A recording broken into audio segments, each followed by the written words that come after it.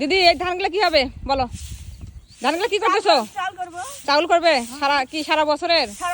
সারা বছরের চাউল। এই যে দেখুন গ্রামের লোকেরা এই যে কষ্ট করে ধান নেটে এই যে রোদে শুকিয়ে তারপরে চাউল করে সারা বছরের, এদের আর চাউলের কোনো চিন্তা নাই, তাই না?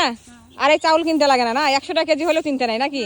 তোমরা সবচাইতে ধনী মানুষ, হ্যাঁ তোমরা কিন্তু ধনী মানুষ। কারণ কি তোমাদের সারা বছর ঘরে চাউল থাকে, তোমাদের 100 কেন 200 টাকা কেজি হলেও কোনো সমস্যা নাই। এই যে দেখুন কি বিকাশ, তুমি ধান কাটতেছো না? খুব আনন্দে আছো না?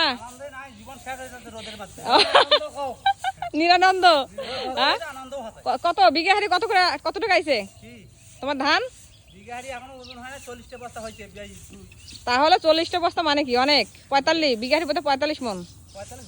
হ্যাঁ এই দেখুন কি আনন্দ কৃষকের মনে, ধান আসছে দেখে। যে আমাদের খুলিতে এটা আমাদের খুলি, আমাদের খুলিতে সবাই ধান শুকাচ্ছে। এই যে আমাদের বিশাল খুলি তো, সবাই ধান শুকায়।